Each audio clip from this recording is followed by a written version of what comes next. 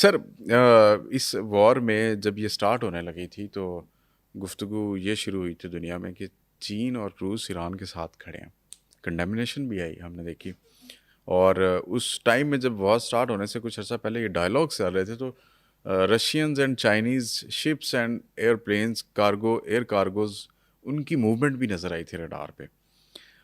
جب یہ وار سٹارٹ ہوئی تو اس کے بعد کنڈیمنیشن آئی دونوں جانب سے، ساری دنیا نے کی، لیکن ہمیں اس طرح رشیا کا اور چائنا کا رول نظر نہیں آ رہا. کیا وہ لو پروفائل رکھ کے سپورٹ کر رہے ہیں ایران کو یا کچھ اور؟ میرا خیال ہے کہ ان کو امریکہ کے جو ڈیسیژنز بغیر لاجک کے سپورٹ کے ان کو آئیڈیا ہے کہ اس کا کوئی لانگ ٹرم نہیں لڑ سکے گا امریکہ. ٹھیک ہے. تو میرا خیال ہے وہ لو پروفائل ہی لڑ رہے ہیں. اور ایک میں آپ کو مثال دے دیتا ہوں کہ ابھی کو ایک ہفتہ پہلے میں نے دیکھا، اور جارڈن کا ایک ایئر بیس ہے موافاق، ٹھیک ہے، چائنا نے لیٹسٹ سیٹلائٹ پکچر ریلیز کر دی تھی پبلک میں. میرے جیسا اسٹوڈنٹ بھی گن سکتا تھا کہ 52 جہاز فائٹر کھڑے ہیں.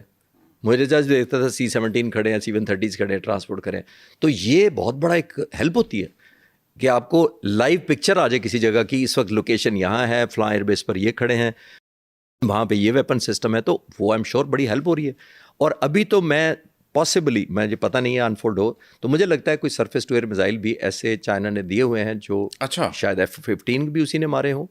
کیونکہ دیکھیے اب امریکہ کو اگر یہ پتہ چل جائے کہ ہمیں کسی ایسے چائنیز میزائل نے مارا ہے تو وہ تو اس کے ارد گرد آئیں گے ہی نہیں، اس لیے ہمیں پتہ نہیں لگے گا. یا تو وہ دوبارہ آئیں تو وہ دوبارہ شوٹ ہو جائے، پھر ہم کہیں یار آج بھی آپ کو فرینڈلی فائر ہی لگ گیا. تو وہ تو آج بہت پرہیز کریں گے اپنی ایئر فورس کو بھیجنے پر، ریفرین کریں گے، ایٹریشن شائع ہو جائیں گے نا. تو وہ تو آنے والے وقتوں میں پتہ لگے گا. لیکن میرا ماننا یہ ہے کہ روس سے انہوں نے S-300 کا سودا پہلے بھی کیا ہوا تھا. ٹھیک ہے، جون 2025 سے پہلے تھا. شاید وہ ایکسپائرڈ ڈلیوری ہو گئی ہے، میں ریڈ کر رہا تھا، کویسچن مارک. پھر ان کے پاس HQ-9 سیریز ہے، وہ پاک فضائیہ نے بھی لیے ہوئے ہیں 1.5 سال پہلے کے. وہ چائنا نے اگر ان کو دے دیا، میں نے پڑھا تھا دیے ہوئے ہیں. لیکن ظاہر ہے ایسی چیز ایران کبھی بھی نہیں چاہے گا پبلک کو بتانا.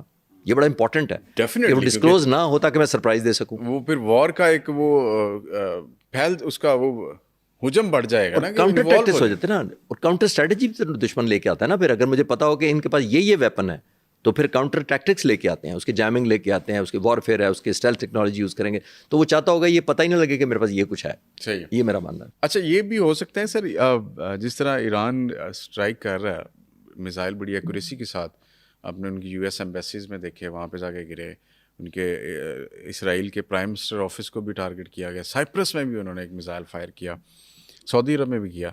تو یہ جو ایکوریسی کے لیے کوآرڈینیٹس ہیں، ایک تو وہ میرے خیال ہے اس کے اندر چپ کے تحت میزائل کے اندر فٹ کیے جاتے ہیں، بٹ یہ ہے کہ کسی اور ملک کی سپورٹ ہو تو وہ بھی آپ کو کوآرڈینیٹ پرووائڈ کر سکتا ہے کہ یہ لوکیشنز ہیں. جی سیٹلائٹ سے ہو سکتا ہے. جیسے ایران اگر might possible Russians and Chinese are helping. Of course possible ہے کہ اگر وہ جیمنگ کرے. ویسے تو انٹرنل سسٹم میزائل کے اندر اپنا ہوتا ہے کہ اگر سیٹلائٹ پہ ڈیپینڈنٹ نہیں ہوتا، GPS پہ ڈیپینڈنٹ نہیں ہوتا. لیکن وہ سنگل گائیڈڈ میزائل سسٹم ہے، جو جتنے بھی ان کے پاس میزائلز ہیں وہ سنگل گائیڈڈ ہیں. نہیں سنگل گائیڈ نہیں، موٹرز ہوتی ہیں اسٹیجز کی. مطلب 1 اسٹیج موٹر ہے، 2 اسٹیج موٹر ہے، ڈیپینڈنگ. یہ جو 2500 کلومیٹر ہے یہ ملٹی اسٹیج موٹرز ہوتی ہیں.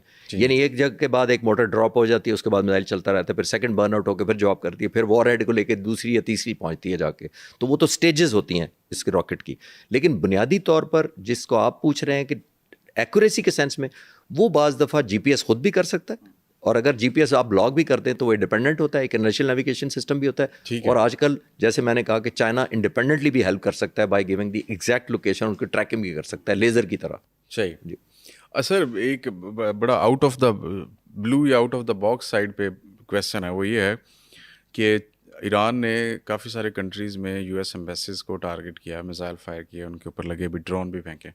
پاکستان میں بھی US ایمبیسی ہے. ایران کر سکتا ہے پاکستان کے اوپر اس طرح کی کوئی حرکت؟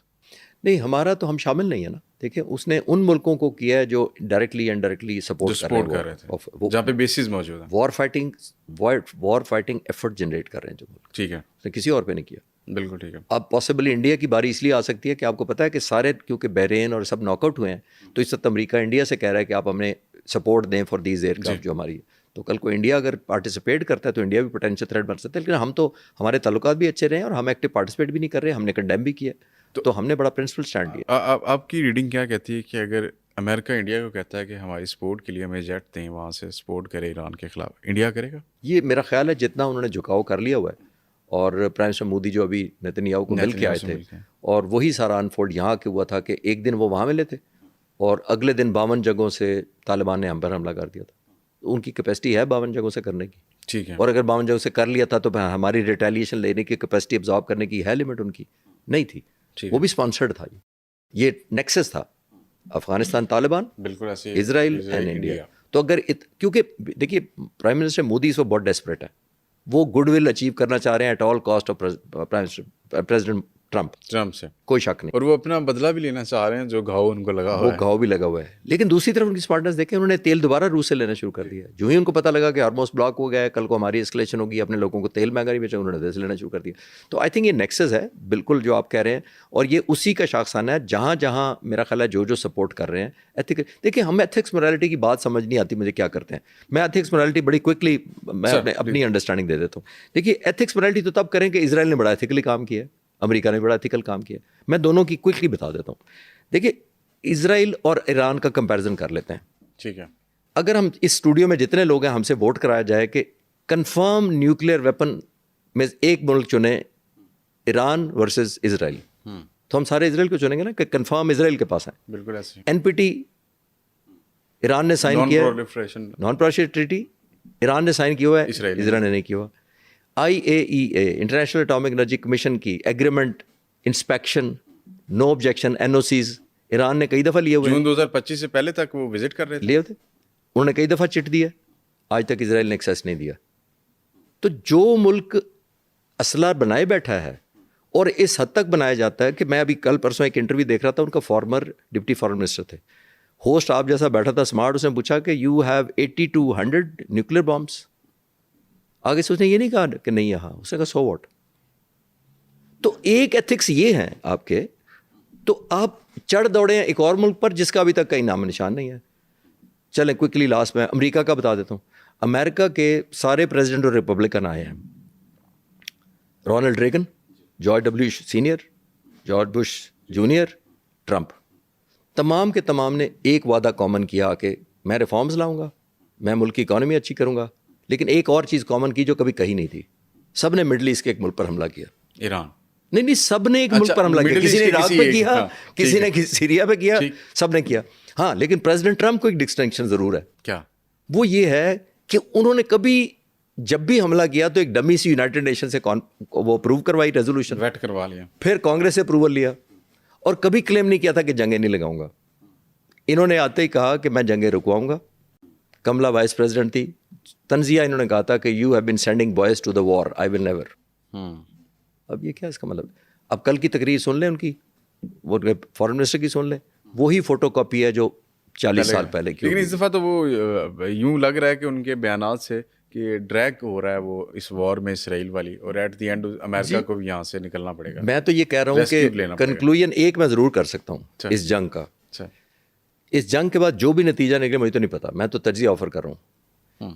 جو متھ, جو زوم, جو ایک پریسٹیج سو کالڈ اگر ہے, میں ایک ٹیکنیکل نہیں ایگری کر رہا, دنیا کی نظر میں آج جو خوف امریکہ اور اسرائیل کا ایک ہفتے پہلے تھا, یہ جنگ کے بعد نہیں رہے گا. نہیں رہے گا سر, زبردست, بڑا اچھا آپ نے کنکلوژن دیا. لیکن جاتے جاتے آخری ایک سوال ایڈریس کر دیں, what should be the strategy of Pakistan, کہ جی اس سارے میس میں پاکستان کا ایک فرنٹ افغانستان کی جانب اوپن ہے, ہم وہاں پہ بھی جنگ لڑ رہے ہیں فتنہ الخارج کے خلاف, اور وہ بھی پراکسی ہیں انڈیا کی بھی, اور وہ اب تو غالباً وہ امریکہ اور اسرائیل کی بھی شاید بن جائیں اس وار کے بعد. تو اور دوسری طرف انڈیا بیٹھا ہوا ہے جو اس طاق میں ہے کہ جی ہمیں بدلہ لینا ہے, اور ادھر ایران والا فرنٹ بھی اوپن ہے. آلدو کہ ہماری ایران کے ساتھ جنگ نہیں ہے, اچھے تعلقات ہیں ہمارے, بٹ ایک ولنریبل جو ہے نا ایکسپوز ہوئی یہ سائڈ کی, وہاں پہ بھی کچھ ہو سکتا ہے.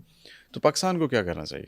دیکھیے ابھی تک تو پاکستان کو بڑا اپریشیبل رول پلے کر رہا ہے, اس وجہ سے کہ ہم سائڈ افورڈ ہی نہیں کر سکتے. ایک تو پریزیڈنٹ ٹرمپ ہماری لیڈرشپ ملٹری اور پولیٹیکل کے بڑے مداح بنے ہوئے ہیں, جو کہ بہت اچھی پازیٹیو بات ہے, بڑا ریئر بات ہے. دوسری آپ دیکھیے کہ ہمارے ایران سے بہت اچھے تعلقات ہیں. ایران پہلا ملک تھا جس نے ہمیں تسلیم کیا تھا, معاذ وجود میں آنے کے بعد ہمارے تعلقات اچھے رہے ہیں, تشکر پاکستان کے نعرے بھی لگے تھے. ہم سائڈ نہیں لے سکتے, ہم تو سائڈ, اسی لیے پاکستان حکومت نے کنڈیم بھی کیا ہے امریکہ اور اسرائیل کے اٹیک کو بھی, لیکن جو ایران نے مڈل ایسٹ کے ملکوں پر کیا ان کو بھی کنڈیم کیا. اور ایک بات بڑی امپورٹنٹ ہے جو میں اپنی ڈاکومنٹریز میں کہتا آیا ہوں, میں ابھی بھی قائم ہوں, اور اس وقت میں نے کہا تھا جنگ سے پہلے کہ دنیا میں اگر ایران کے بعد کسی ملک پر افیکٹ ہوگا کوئی یا چیلنجنگ پوزیشن ہوگی وہ پاکستان ہوگا.